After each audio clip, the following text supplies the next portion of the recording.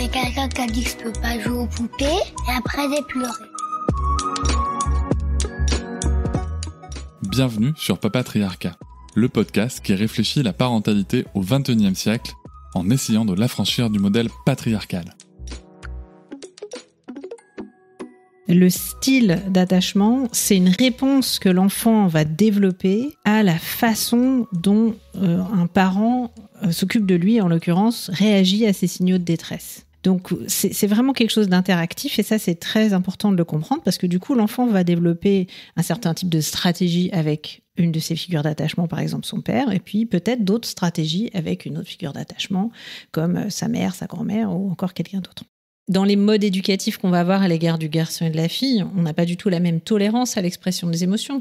Donc on comprend bien, ça c'est intéressant aussi, c'est que le même parent ne va pas forcément amener ses différents enfants à développer le même style d'attachement à son égard, et notamment en fonction du sexe.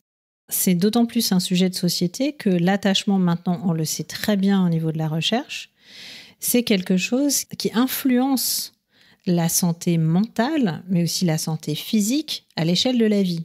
Moi, je me dis toujours, tiens, c'est bizarre, si j'ai un problème de peau, je vais aller voir un dermato, si j'ai un problème immunitaire, je vais aller voir... Et pourquoi on hésite autant à aller voir un psy, alors que la sphère psy, c'est quand même tellement important pour notre bonheur, en fait, notre bien-être, notre épanouissement au quotidien, nos relations avec les autres et tout. Pour le coup, moi qui suis psychothérapeute, je suis de l'autre côté et je me dis, si les gens consultaient plus tôt, on se verrait beaucoup moins. On met vachement l'accent, et dans notre rôle de parent, on a beaucoup cette idée de réconforter l'enfant. Mais réconforter l'enfant, c'est-à-dire l'aider à se calmer, l'apaiser, prendre soin de lui, etc., dans les moments de détresse, c'est que 50% du job au niveau de l'attachement.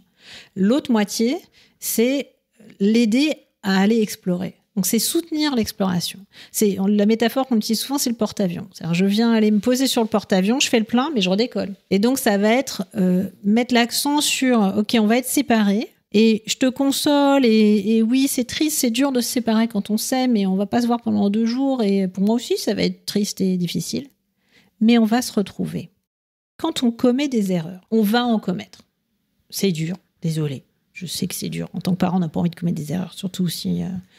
l'enfant est en gestation ou à naître ou qui vient tous de naître, on se dire on va commettre des erreurs, c'est dur. Ce qui est super important, c'est qu'au niveau de l'impact sur l'attachement, ce qui a été démontré, c'est que si on répare nos erreurs, ça limite considérablement l'impact négatif en termes d'insécurité ou de désorganisation de l'attachement. Et voilà, j'espère que cet extrait t'a plu. Tu pourras retrouver l'épisode en entier dès demain sur toutes tes plateformes préférées comme Apple Podcast, Podcast Addict, Pocket Cast ou encore Spotify. On peut aussi se retrouver sur les réseaux sociaux, sur Instagram, Facebook, TikTok, mais aussi tu peux t'abonner à ma newsletter, tu trouveras le lien en description.